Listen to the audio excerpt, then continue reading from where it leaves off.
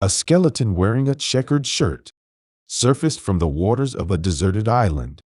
With few to no hints, the remains washed up on Spencer Island, carrying a sinister mystery that has baffled detectives for years. The body was buried by the sheriff's office on the grounds that it was a cold case. However, as time goes on, the man would speak from the dead and give his identity 44 years later. Hello and welcome back to Mystery Detective, where we explore the most engrossing stories of murders that have been solved and unsolved, as well as dark secrets from all around the world. Stay with us as we reveal the bizarre and frightening circumstances of this 44-year-old cold case. We want to look at the chilling case of Gary Lee Haney, a case that had previously seemed to be lost in time. In the late 1970s, a terrifying discovery occurred on the outskirts of Spencer Island in the middle of the rapidly expanding suburban environment of Marysville, Washington. This peaceful location, well known for its stunning variety of shorebirds and ducks, ended up serving as the unexpected location for a terrifying occurrence that would forever haunt the neighborhood of Marysville. As the natives gathered on the Spencer Island in search of consolation in the peace that bird viewing offers, an unwary duck hunter approached the island's shore, unknowing of the tragedy that waited for him. It happened on January 3, 1979. In the early morning, the previous week's temperature had been below freezing, and by January 3rd, the air finally felt a little bit warmer. A few residents of Marysville decided to have some serene moments at Spencer Island. Among these residents was a desperate duck hunter who entered the barren abyss in search of a catch, despite the icy winter of 1979.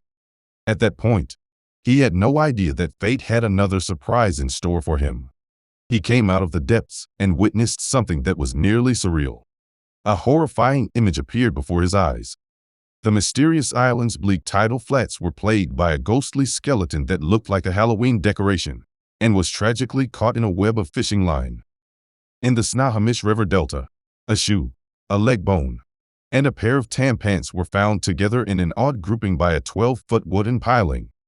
The hunter's focus was then caught by a red checkered shirt next to a downed cedar. Soon after, he made the startling discovery of a skull, ribs, and another black leather shoe with a foot inside. The scene was nothing less than a terrifying riddle that needed to be solved. The hunter called the police right away to report what his eyes had witnessed.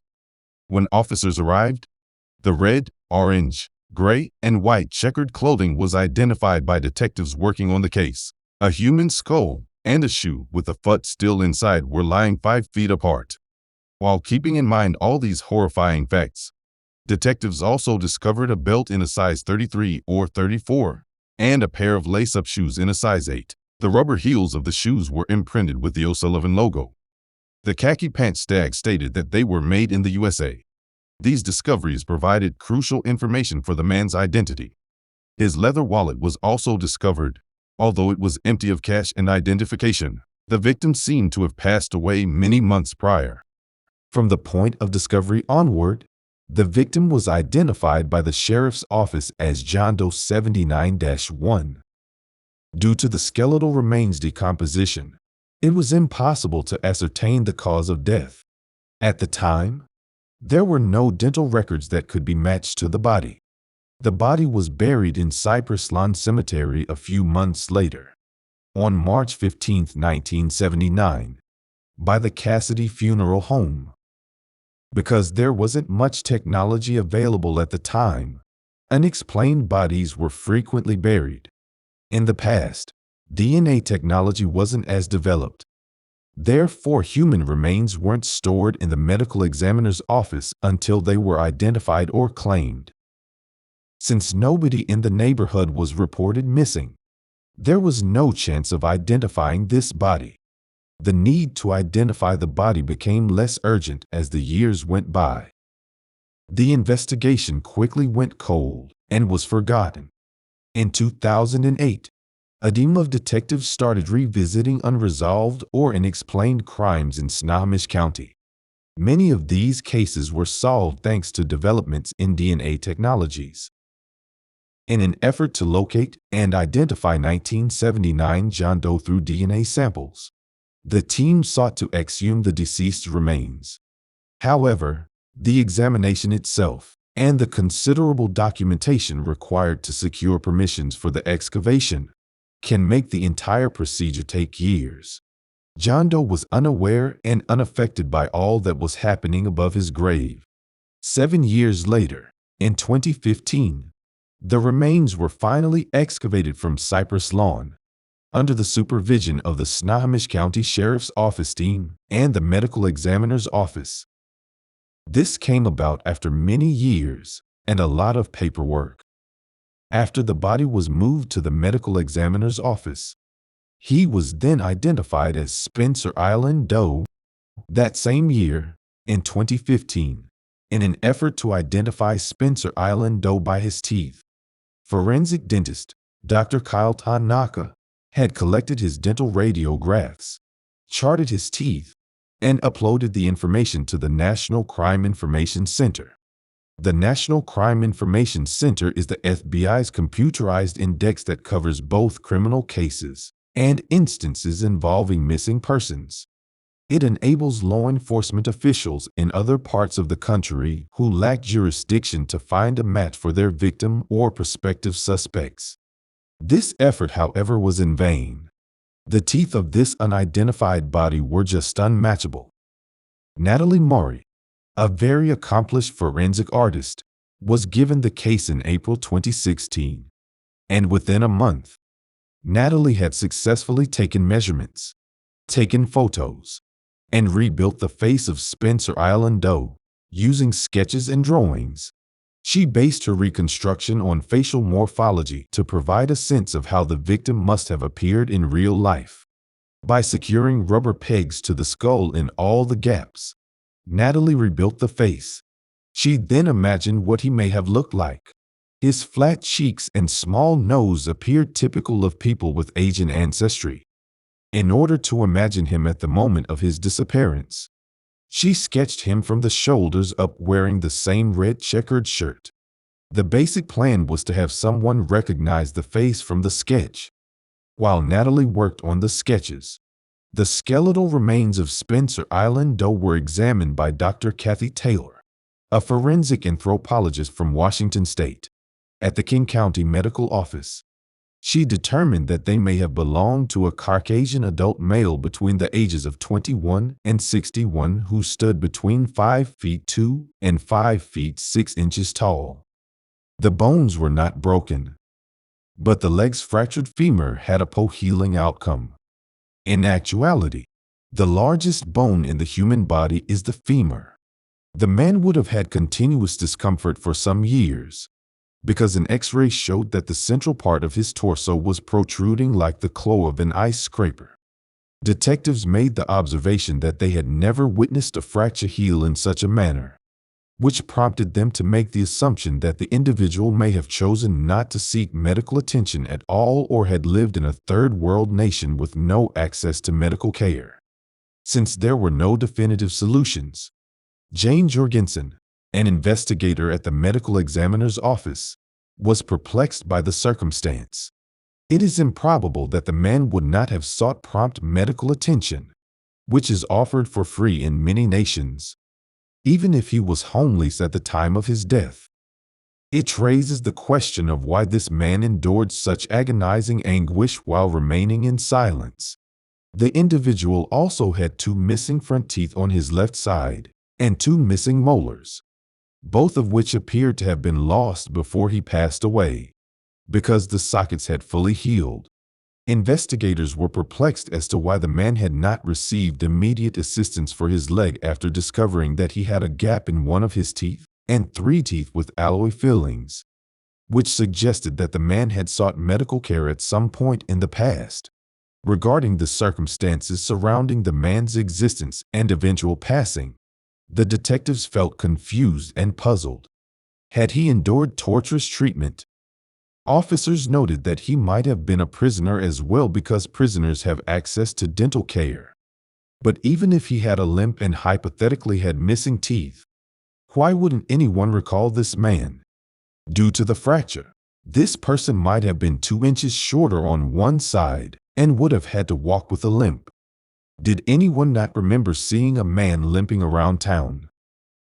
After much publicity, a former police officer from the 1970s reported to the police that he remembered seeing a man walk with a limp in the town in the late 1970s, but he couldn't remember his name.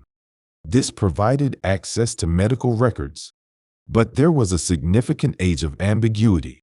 He might have been a fisherman, and he might have either perished or been buried at sea by his companions. In September 2018, the University of North Texas Health Sciences Center received a portion of the victim's femur. It was then subjected to additional DNA extraction testing and uploaded to CODIS, a database used by the FBI to identify samples based on forensic genealogy. The institution was able to obtain mitochondrial DNA and SDR pictures in March of the following year.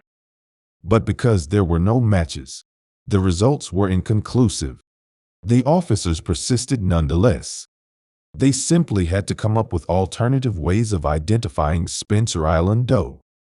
By 2018 and 2021, using a combination of circumstances, including short tandem repeat testing and dental records, the Snohomish County Medical Examiner's Office investigators ruled out a number of missing people as probable matches.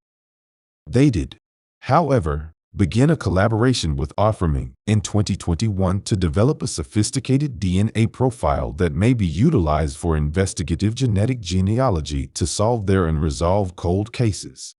Through this collaboration, a number of unsolved cases have been successfully identified and solved.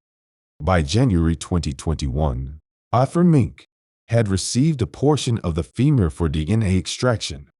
DNAsolves.com provided funding for the entire endeavor, in the anticipation that the technology will one day lead to the identification of the Spencer Island John Doe. In other words, it made it much simpler to narrow down probable descendants when the search was reduced from 1,000 persons to 100. A DNA profile was successfully created in May 2021, and the collected DNA was sufficient for forensic-grade genome sequencing. Spencer Island Doe's race was finally verified as being Caucasian. Anyone trying to trace their own family history or locate long-lost relatives follows this same procedure. Investigating police constructed family trees from numerous stop matches and discovered a male who had gone missing in Everett, Washington, in the late 1970s. Finally, the Spencer Island John Doe was identified. He went by the name Gary Lee Haney. The 29-year-old had vanished in the late 1970s, but either no one reported him missing or the records were mismanaged. In any case, the skeletal remains now had a name thanks to the DNA match with his half-sister. The chief medical examiner formally identified the descendant as Gary Lee Haney on February 10, 2023. The cold case was ultimately solved after 44 years. On September 23, 1950, Bernice Schaefer, Gary Lee Haney's mother, gave birth to him. When Gary was still a little child, Bernice divorced his father and remarried in 1955 to an Air Force officer by the name of Sheldon Lee Haney. Gary was adopted by his stepfather, who also legally altered his middle name. This young man and his parents were able to explore the globe. Gary was a fan of the Beatles and reportedly had excellent hand-eye coordination when playing the piano. Fame, Gary's 71-year-old cousin, assisted in putting together a variety of recollections and details regarding Gary's life. He maintained records for the large, dispersed family. A couple black and white pictures showed the dark-haired Gary clutching a large dog's leash. His mother is with him and wearing a stylish outfit, and his stepfather is dressed well. The images depict the boy's life, including a photo from his school. The family relocated to New York from Kansas. The Haneys were always away when the family would gather for a celebration every year. Thane has a faint recollection of Gary behaving slightly differently because of some sort of mental condition. The youngster actively hallucinated as an adult. which may have been caused by schizophrenia, but it also could have been autism. Gary's biological father, Joseph Condamati, passed away at the Missouri Veterans Hospital when Gary was 16 years old. 3 years later, his mother passed away. Gary Haney never got to meet his half-siblings either. His stepfather likewise completed his military service and began working as a commercial pilot for Boeing when Gary's real parents passed away. From the early 1970s through at least 1990, Sheldon Lee Haney resided in the Everett, Washington area. Gary may have lived with his stepfather since he was the only living relative he had. Sheldon Haney occasionally had a wandering lifestyle after retiring. He liked traveling by road to Baja California in Mexico during the winter, although it's obvious that he had little responsibility. Perhaps the weather was too cold for the man. Is it possible Gary was an independent? Thane then recalled that his uncle had visited him in Texas somewhere in the middle of the 1980s. His nephew, Gary, was never brought up or addressed by him. According to certain documents, Gary was residing in a boarding home, and according to Social Security, he passed away on Christmas Eve in 1976. However, given that no living relatives listed him as dead, disputed this fact, investigators suggested that Sheldon and Gary may have quarreled or that he may have moved out on his own. In any event, Sheldon Haney couldn't locate his grown-up stepson. However, it should be emphasized that the paper record keeping back then was not as comprehensive as it is now. Recent investigators who looked into the matter did not discover a missing person report. As a result, it's likely that the documents were misplaced before being converted to digital format. Sheldon Haney passed away in 1997 without knowing where his stepson was. Despite careful examination, after so many years, there was still no conclusive proof of foul play. Their research led detectives to the conclusion that Gary might have been carried away by the river current and eventually ended up where he was discovered, or he might have drowned close to where he was discovered, with suspected explanations ranging from drowning to a head injury or a medical issue. The precise cause of death is still shrouded in mystery. Thane has no idea what his cousin looked like as an adult other than the pictures from their childhood. He planned to erect a monument or gravestone where Gary was discovered. It seems that after 44 years of detours and turns, the answers to this case have only raised new queries. What specific details surround Gary's passing? There was no known cause of death and no hint. The Spencer Island, though, at least, have a name and some sort of resolution. What do you think about this suspenseful case? Let us know what your thoughts are in the comments section. Thank you for watching.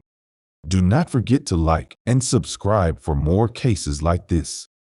Until next time, stay safe and alert for the next mystery to be unraveled.